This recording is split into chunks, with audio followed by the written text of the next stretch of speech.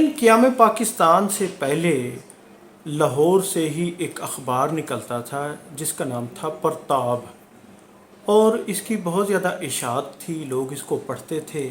और इसका मालिक एक हिंदू था और उसका नाम परताप था। वो इस अखबार का चीफ एडिटर भी वही था। तो नाज़रीन, एक दिन उसने अपनी इशाअत में ये शाये कर दिया कि सुर्खी लगाई कि सारे मुसलमान काफिर हैं। तो नाज़रीन, पूरे इर्द गिर्द यानी लाहौर में, इंडो पाक में एक बेचैनी फैल गई। जिसने भी अखबार पढ़ा वो निकल खड़ा हुआ और बहुत बड़े यानी मुजाहरे शुरू हो गए। तो प्रताप अखबार के बाहर भी हज़ारों लोग जमा हो गए, मरने मारने का मंज़र था।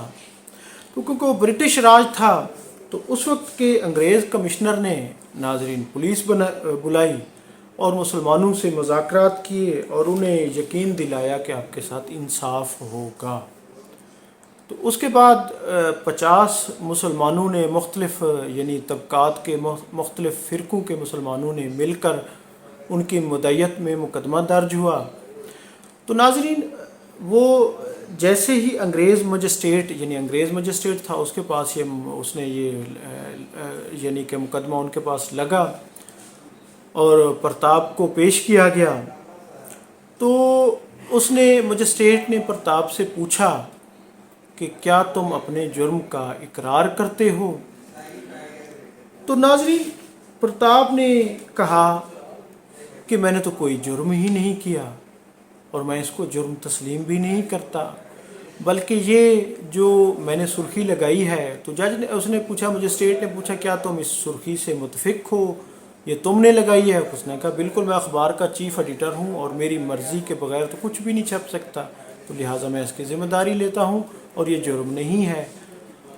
बल्कि उसने उसकी वजाहत की कि मुझे तो ख़ुद मुसलमानों ने कहा कि फ़लाँ तबका काफिर है, फ़लाँ तबका काफिर है, और फ़लाँ मस्जिद के मौलवी सुबह स्पीकर में कह रहा था कि जो हमारे सामने वाली मस्जिद है ये लोग काफिर हैं, जबकि दोपहर से शाम तक फ़लाँ मस्जिद वाले भी एक दूसरे को काफिर कहते रहते हैं।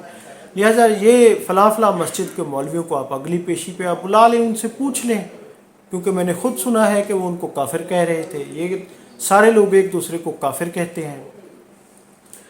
तो नाज़रीन, उस पर मजिस्ट्रेट ने अगली पेशी पर उन तमाम अफराद को, उन तमाम मौलवी साहबान को बुला लिया। यानी एक तरफ अहल हदीस, देवबंदी, बरेलवी, सबको अलग अलग खड़ा किया और फिर उनसे पूछा कि आप यानी कि देवबंदी और अहल हदीस से पूछा कि बरेलवी के बारे में आप क्या राय रखते हैं?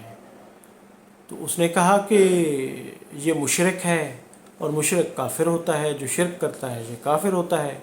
इसी तरह उसने फिर बरेलवी से पूछा कि आप देवबंदियों और अहले हदीसों के बारे में क्या राय रखते हैं?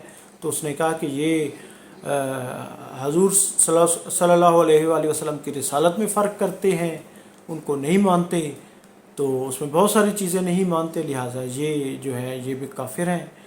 बल्कि मजिस्ट्रेट ने फिर अलग अलग से भी उनको बुला के यही बात पूछी कि आप बताएं।